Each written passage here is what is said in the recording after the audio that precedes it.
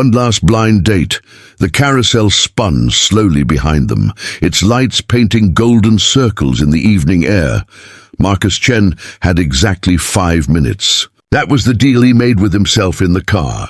5 minutes of polite conversation, one apologetic excuse about an urgent work call, and then he would leave. He had done this dance before, 12 times in the past 6 months to be exact. 12 blind dates, arranged by well-meaning friends and persistent family members. 12 conversations that felt like job interviews. 12 women who were perfectly nice, perfectly accomplished, and perfectly wrong. At 32, Marcus was the youngest CEO in his company's history. He had built his tech startup from a cramped apartment into a corporation worth millions. He had everything he thought he wanted. The corner office, the luxury car, the penthouse view of the city. But his mother reminded him weekly that success meant nothing without someone to share it with. So here he stood at the night market, checking his watch, preparing his exit strategy. The carousel music drifted through the warm evening air. Strings of lights crisscrossed overhead, casting a soft glow on the crowd below. Vendors called out, selling everything from handmade jewelry to fresh lemonade. The smell of popcorn and fried dough mixed with the sweet scent of cotton candy. Marcus spotted her near the carousel entrance. She wore a yellow sundress with small flowers, a grey cardigan draped over her shoulders. Her dark hair fell in loose waves past her shoulders. She held a stick of pink cotton candy and was pulling off small pieces, eating them slowly while watching the carousel horses rise and fall. This was Emma Park. According to the brief text from his friend David, "She's different," David had promised. "Just give her a chance."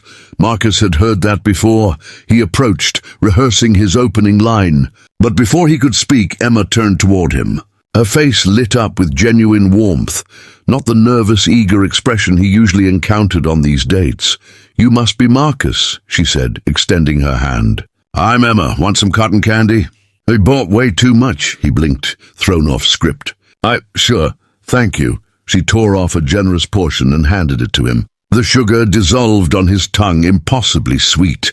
"I have a confession," Emma said, her eyes crinkling with amusement. "This is my first blind date in 5 years. I told myself I was done with them, but David can be very persuasive. He said you were planning to leave after 5 minutes. Marcus felt heat creep up his neck. "He told you that?" "He did." Emma's smile widened. "He also said that if I could make you laugh in those 5 minutes, you might stay for 10. And if I could make you forget about your watch, you might stay for the whole evening." "David talks too much," Marcus muttered. But he found himself smiling despite his embarrassment. "He does," Emma agreed.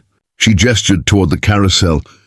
"Want to walk? I promise not to interrogate you about your job, your 5-year plan, or your feelings about children and marriage." They began to walk, weaving through the crowd. The carousel spun beside them, its painted horses frozen in eternal galloping. Children laughed and parents waved. The evening air was perfect, not too hot, not too cool. "So what should we talk about?" Marcus asked, genuinely curious now. Emma considered this, taking another small piece of cotton candy. "How about this? When was the last time you did something just for fun? Not for networking, not for business, just because it made you happy." The question caught him off guard. Marcus opened his mouth, then closed it. He tried to remember. There was the company retreat last month, but that was technically work. The charity gala 2 weeks ago, also work. The gym this morning, that was maintenance, keeping himself sharp for long days at the office. "I don't remember," he admitted finally. Emma nodded slowly, not judging, just listening. "I thought so. David mentioned you were successful. Successful people often forget how to play. And you remember?" He asked, slightly defensive. "I try to," Emma said. "I'm a children's librarian. Storytime 3 days a week. If I forgot how to play, how to wonder, how to laugh at silly things, I couldn't do my job. The kids would know immediately. Children are excellent detectors of pretense. They stopped near a game booth where people threw darts at balloons. A teenager won a stuffed bear and celebrated with exaggerated triumph. Emma watched him with delight, then turned back to Marcus. "You know what I think?" she said. "I think we spend so much energy preparing for life, building careers, making plans, checking boxes, that we forget to actually live it. We treat happiness like something we'll get to later, after we accomplish just one more thing." Marcus wanted to argue, to defend his choices, his dedication.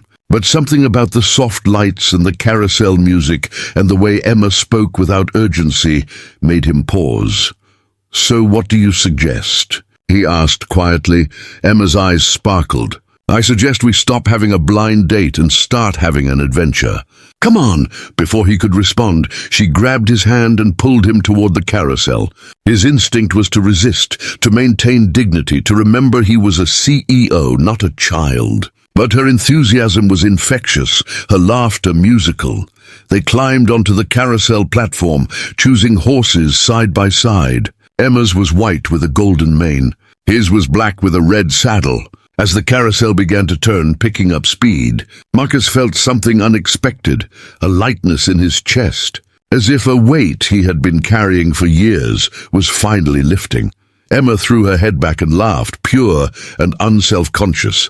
The sound cut through years of board meetings and business negotiations, through careful networking and strategic planning. It was real, authentic, free, and Marcus found himself laughing too. They rode the carousel 3 times. Then Emma insisted they try the ring toss, which Marcus lost spectacularly. They shared a funnel cake, getting powdered sugar on their clothes. They walked through the vendor stalls, and Emma showed him handmade crafts, explaining the artistry in each piece with genuine appreciation. Hours passed like minutes. When they finally stopped to rest on a bench, the night had deepened. The market was beginning to thin out, vendors starting to pack up their booths. Marcus checked his watch and felt a jolt of surprise. 4 hours had passed. "I should apologize," Emma said softly. "I completely monopolized your evening." "Don't," Marcus said quickly. "Please don't apologize." She looked at him, questioning. "I can't remember the last time I felt this." He searched for the word. "Present. Like I was actually here in this moment, instead of thinking about the next meeting or the next deal." Emma smiled, smaller this time, more intimate. "David said you were worth waiting for. That under all that CEO armor was someone who remembered how to wonder." "He was wrong," Marcus said. Emma's expression faltered slightly. "I didn't remember. I'd completely forgotten. But you reminded me." The carousel had stopped now, its lights dimming.